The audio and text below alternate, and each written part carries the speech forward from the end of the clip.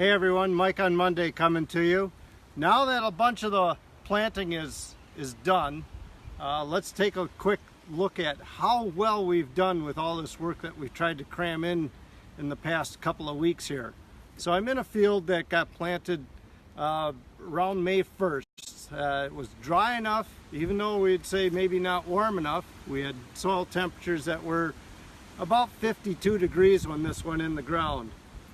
First thing, I stretched out a tape, and that tape is, we're in a 30-inch row, so our tape is out to 17 feet 5 inches. That gives you 1/1000th of an acre.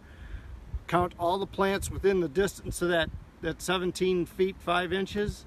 I got 34 in there. That means I have 34,000 plants per acre standing here. This was planted at 36,000, so we got the lion's share of what we wanted out of the ground, which is what we're after, is getting those plants up and out of the ground. Again,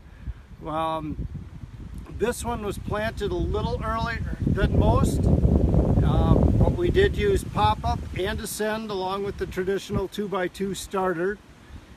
We planted at 2 1/4 inches deep.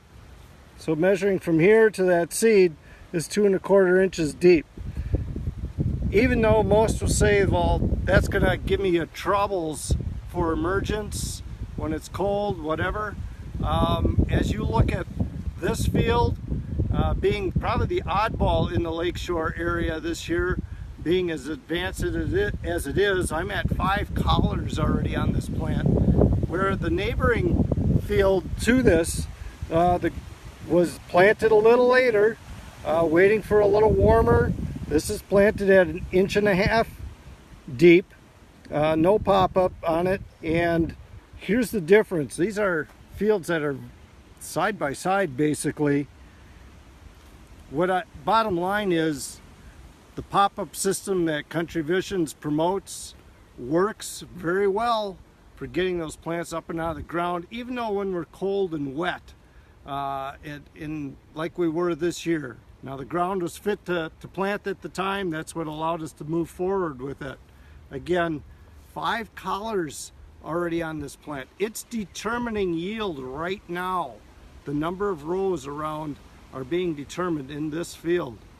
The other thing that is happening is side dress is coming pretty quick. In fact, our first load of side dress on a couple of these early bird fields went out today. So what's going to happen, that we've got all this heat and reasonable moisture that we're working with, things are going to happen really fast yet this season, and I'm thinking of weeds at this point. So if you chose to go in a one-pass program post-emerge, be ready, be quick, know what you want on there. If you're working with a custom applicator like the Country Visions co-op provides, get on their list, their radar, get your order in, letting them know I've got this, where the fields are, etc., that we can be ready, because this is going to happen really fast. Again, we want to be spraying fields of this 5 collar already to make sure that we maintain weed control, that the weeds do not steal anything from the yield potential. I mentioned the difference in planting depth. The root systems are taking on, a different maneuver here, or staging these the roots into a smaller area. That's where it takes away yield potential. All the roots for this corn plant have to occur between that seed and the crown of that plant. And when I squeeze them together, I have less space for those roots to grow from. They all have to cram themselves into it. If I give them more space, we maintain the best yield potential that we can get. So again, check those planting depths. You can do that at this stage. How well did I do? And I know that can be difficult, because as you go across the field, we have a lot of variations from soil type to organic matter to the tillage. Did I put manure on here or not, etc., etc. But it's a challenge of encouraging you, get off the planter, take a look, make sure you're getting what you want out there, and because you only get to plant it right one time. One of the things that I did notice as we were walking into this field was something unique. I like sharing unique things.